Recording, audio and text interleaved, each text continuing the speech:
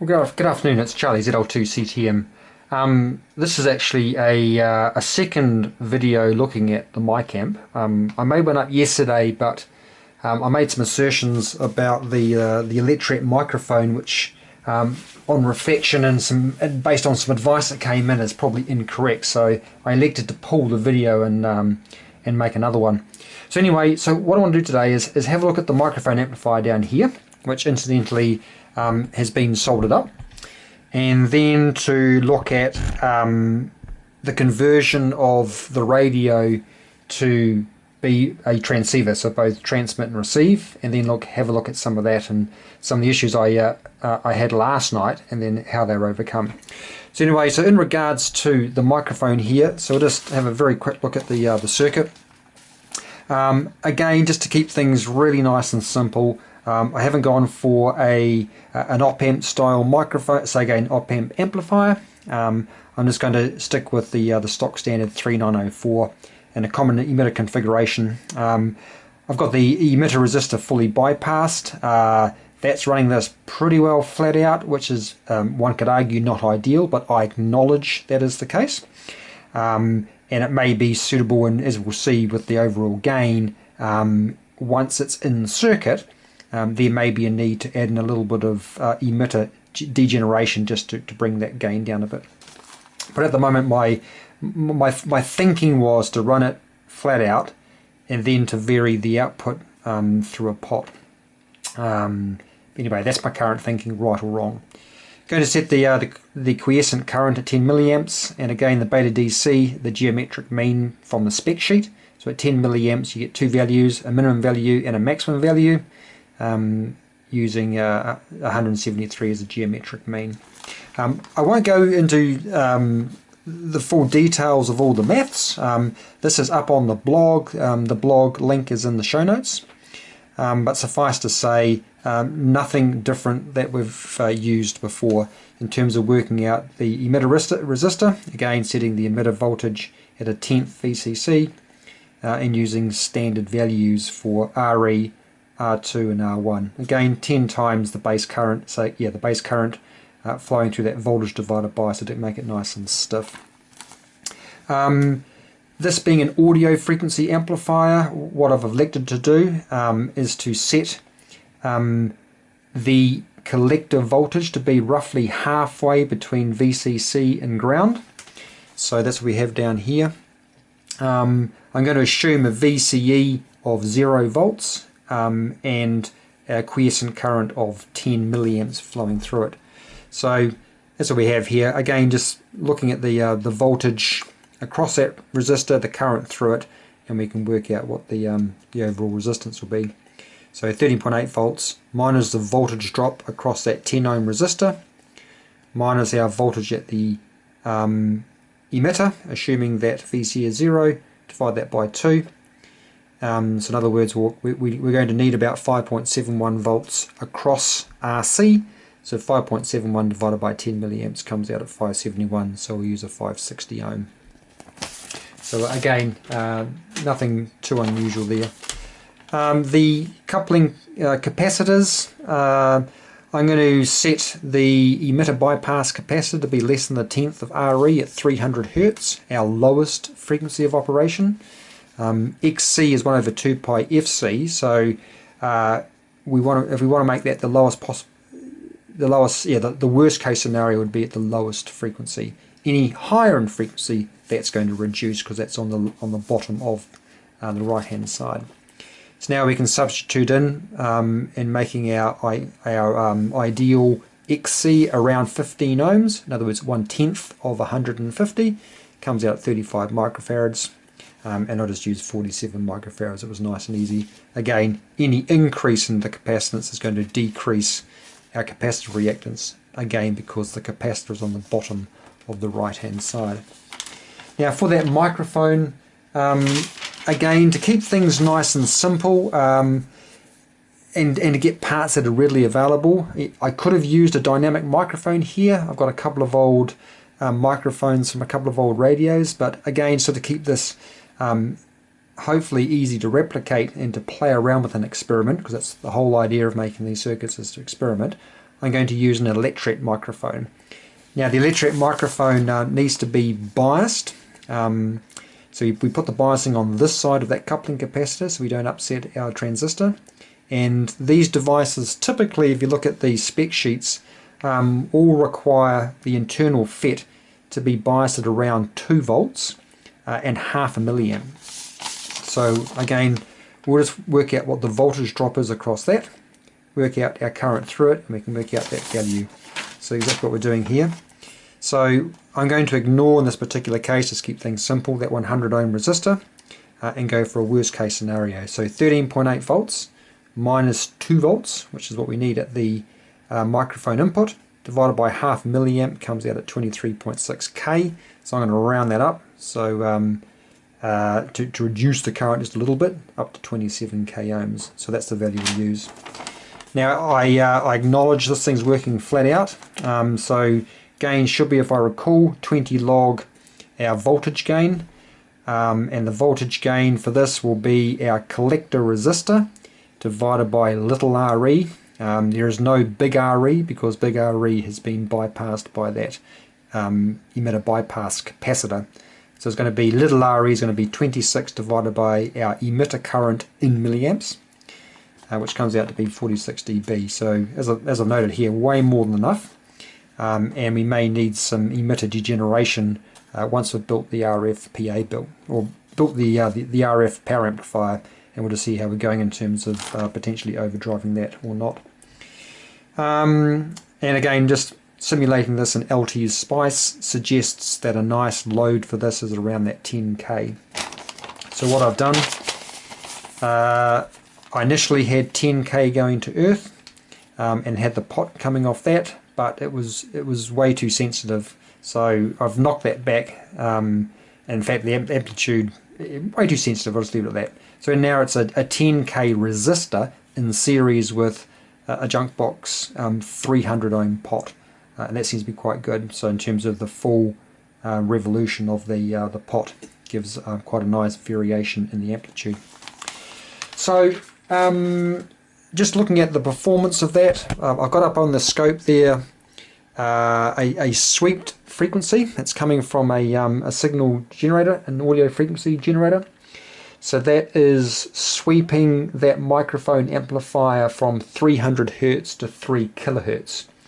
And as we can see there, it's pretty flat. At the 300 Hertz region, there's a little bit of a drop off, but for all intents and purposes, across that the voice spectrum of 300 Hertz to 3 kilohertz, it's pretty flat. Now yesterday when I made this video, I was looking at what it was performed like with the microphone attached. So if I was to disconnect this here and now to connect it up to there, we can see that testing 1 2 3 4 5 ZL2 Charlie Tango Mike, we're getting some nice output there. I used a cell phone to provide an audio frequency out the speaker to drive that microphone to look at its frequency response, and it suggested there was a few burbles and at higher frequencies, admittedly beyond 5 kilohertz, we started to get some increase in the gain, and I think that's more so a combination, more caused by the frequency response of the speaker in the cell phone, I suspect, as opposed to the actual passband of, or the frequency response for a typical Electret mic, which we have here. So that's 5 kilohertz there. So interesting enough, we do see from 5k onwards some variation in the frequency spectrum. So that's one example. Here goes another one here. We can see a slight increase beyond, well, it's peaking around 5 kilohertz. Another example here, a little bit of a burble in the black line there, beyond 5k. But suffice to say, everything between 300 Hertz and 3 kilohertz is pretty well flat. So all things being equal then, we should expect to see coming out of the audio, the microphone amplifier, a relatively flat response up to there goes what 3 kilohertz is there, so nice and flat. So anyway, that's what we're looking at there. Okay, so what I wanted to look at now was what I've done to convert this to a transceiver, and what I'm going to play around with and trial moving forward. So I just want to disconnect this amplifier here, and I can move that out of the way. And I'll just disconnect that second input to the oscope, and we'll go back to channel 1. Okay, so right, what's the best way of describing this? What I wanted to do was to shear the IF strip. So let me just see if I can view this down here. I want to shear between transmit and receive the first IF amplifier, the crystal filter, and the second IF amp. So in receive, our signal is flowing this way, it's coming down through here, through the product detector, and outputting audio.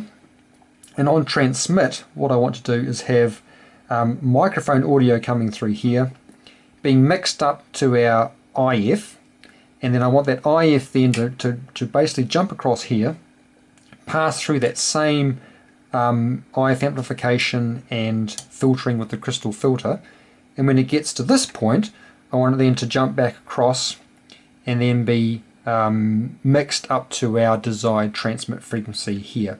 So that's why we now have in circuit some crossover wires between these two relays. So just having a look at what I've done there with those two relays. In the past, this is a configuration I've had. I've had 2 single pole double throw relays leading to the first mixer and the balance modulator / product detector. So on receive, which is the current position, our RF would come in, it'd be mixed to become our IF through the IF chain, and then to our product detector, and out would come the audio. On transmit, it would go in the other direction. We would feed microphone audio in, mix it with our BFO, out would come our IF, and now this relay would be switched to the bottom position, so the signal would go down, across, up, through the chain, loop back across, and then up and out to our second mixer, where it's mixed up to our desired transmit frequency. The problem with this arrangement, and I had it a couple of times, is you can see here that on, say, transmit, or on receive, it doesn't really matter, we have, let's go and receive, the RF that's sitting here is also being fed back to this point, and any kind of leakage across here, you run the potential if we meet Barkhausen's criteria, so gain's more than 1, and our loop gain is 360 degrees, then we get the potential for oscillations, and that had happened several times, and it took a while to try and work out different types of relays to get a bigger gap here, but it was still a problem with that type of arrangement. With this one, I've elected to go with double pole, double throw relays in an attempt to introduce some more attenuation by way of a gap. So this is the arrangement at the moment.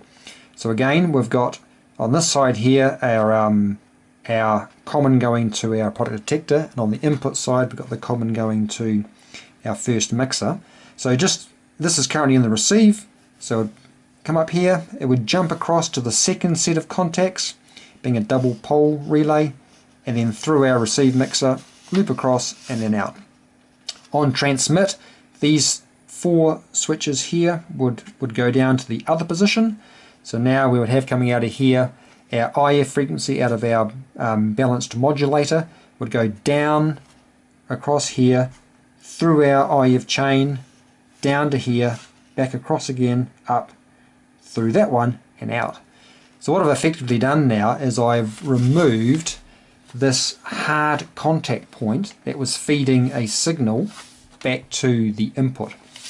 That's now been removed by 2 open switches on either side. And I must admit, in this particular configuration, this one here, that's worked quite well. quite well. So, what else? Right, so that's what we see here. So there goes the those two relays. Yep, we can see there. Maybe just zoom up a little bit. And we can see there, so the common one is these points here. We can see that straight loop on receive on both sides, and then our crossover wires there that are crossing over. So in the normal receive position, these are open. So open on this side and open on this side. This gives us those two air gaps, so to speak. Right. Some other differences I added. You would have seen some some comments floating around about potentially using some trim pots from the SI5351 leading to the two ADE-1s. I initially tried 1K, but I've actually now settled on 2K pots. And that's not too bad actually. So they're currently sitting, this one here is at about 75%, this one's at about 60% of maximum, and that was a nice compromise between receiver noise, one of the birdies down at 7.1 megs, or 7.001. So I thought that was quite good. So I think, I don't have an answer for that. These are supposedly 7 dBm devices, so they're looking to have an LO drive of about 1.414 volts peak to peak. If I do scope the input to these now, it's somewhat less than that, but I can't be guaranteed them actually measuring an accurate voltage there. So I'm reluctant to quote a voltage, but suffice to say, just using purely my ear, that seemed to work quite well. So that's a difference there. We can see down here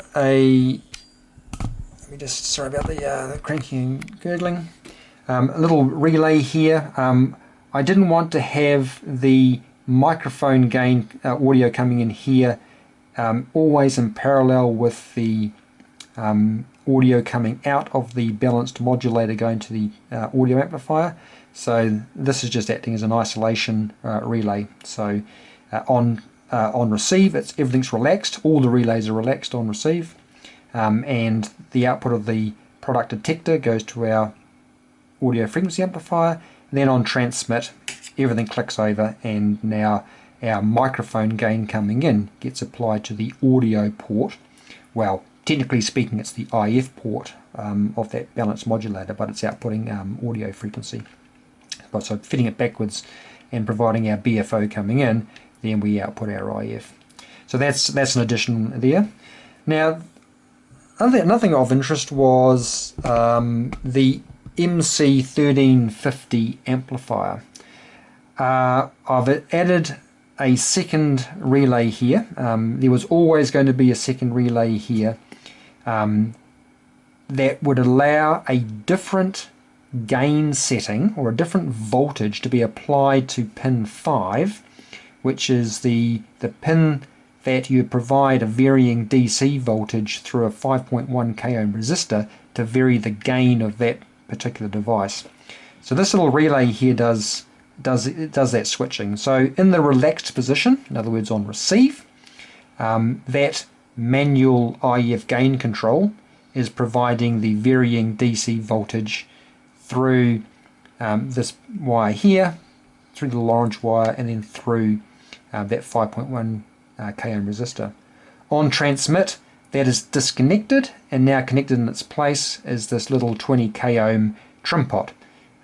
So by varying that trim pot, we can then vary the gain of that IF amplifier on transmit. Now, what I want to do now is just show why I had to do that. It was always going to be the plan, because one of the ideas was to use or potentially look at the idea of automatic level control. So on transmit, and I still may look to do that during high SWR conditions, then by sensing that high SWR and then manipulating the voltage going to this device, we can essentially shut off our transmitter. So we'll shut it off at the IF level as opposed to higher up in the PA. Again, I don't know if that's a good idea or not. It's just something which is going through and sort of just thinking about. Suffice to say, no decisions made there at this point in time. So what I'm going to do now, so we've got our microphone amplifier is connected. So we've got the microphone connected. We talked about that 10k ohm resistor in series with the output going to that 300 ohm pot there. The output's going through to our transmitter.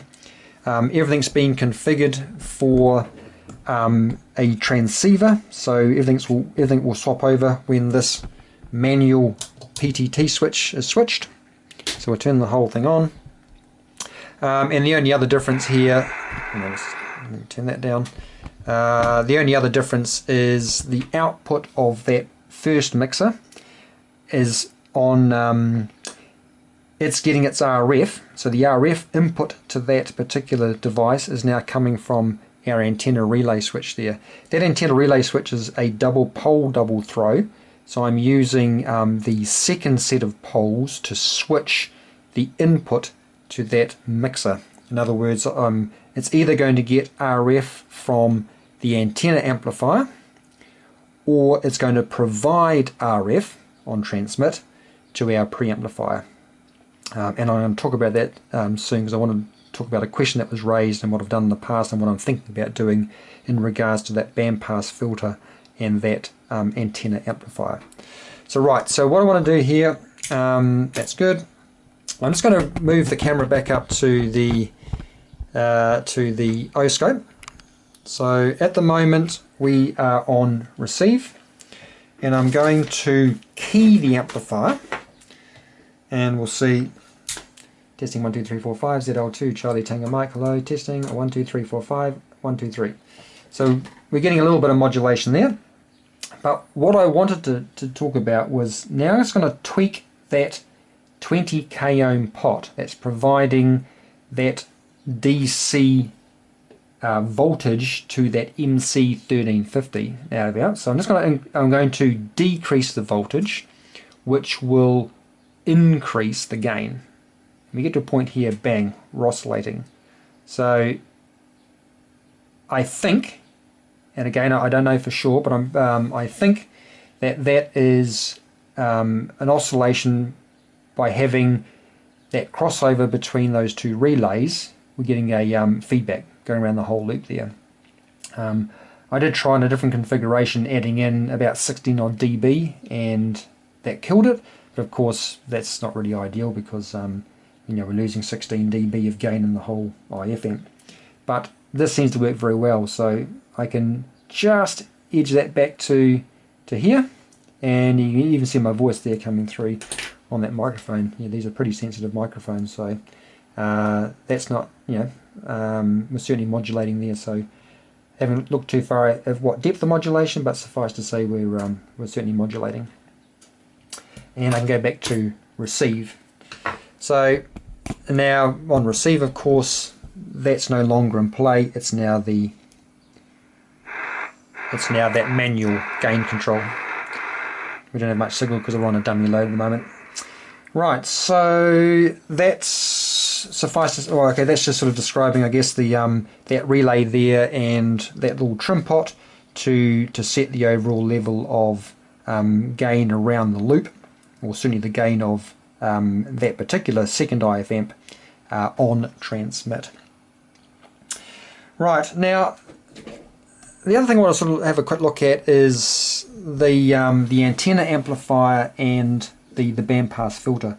At the moment in this configuration, on receive, the input from the antenna, or the output of the antenna, or the antenna, or the point, is being connected first to the bandpass filter. The output of the bandpass filter is then going through the antenna amplifier, and then the antenna amplifier through that second pole is being applied to our first mixer.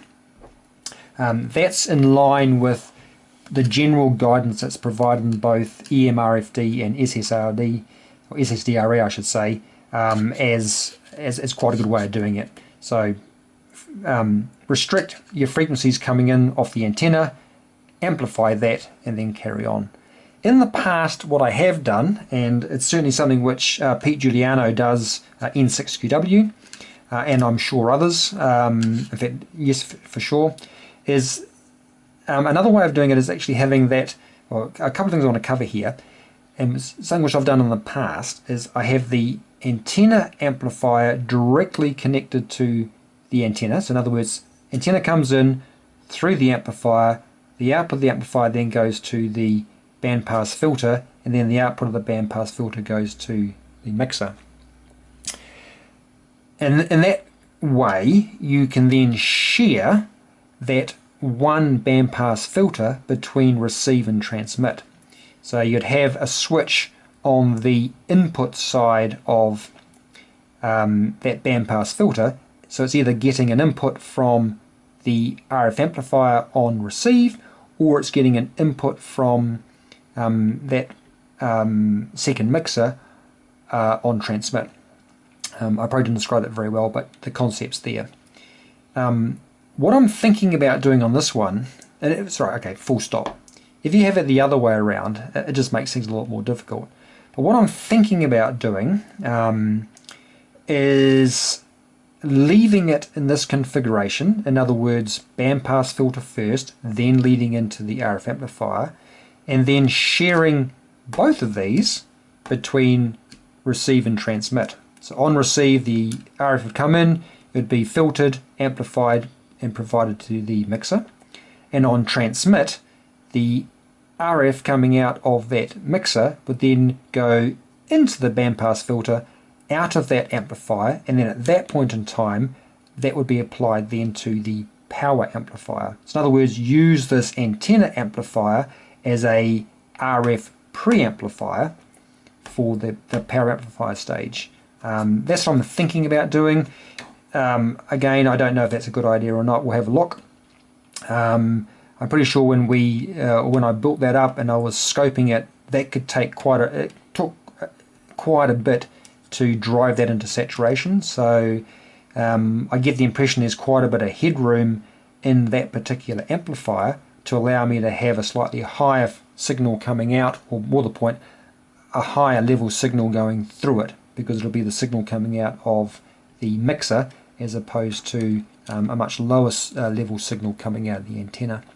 So that's what I'm thinking about doing, which might be a nice way of actually saving one level of RF amplification on the transmit segment.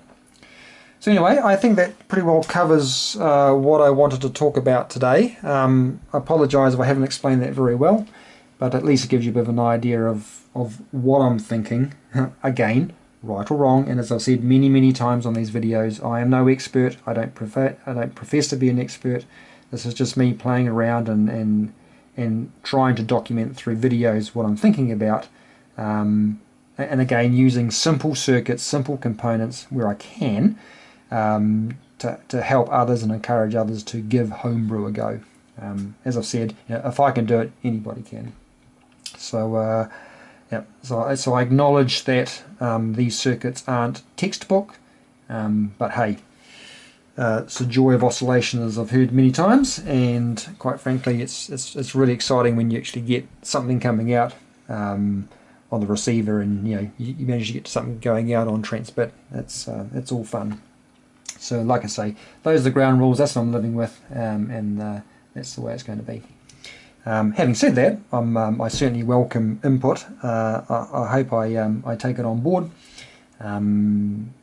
because at the end of the day, it's a community, it's an amateur radio community, and if we can help each other and increase the overall knowledge of the community, then hey, that's great, that's fantastic, and that's what it's all about. Anyway, I want to say a big huge 73s, and I'll be away for the weekend, got a trip coming up, so it'll be a little while, but I think the next stage will be, as I just mentioned, is rearranging the relay switching here to utilise both that bandpass filter and that RF amp there on the transmit side. Okay, I think I've covered everything. So again, 73s, and we'll see you next time.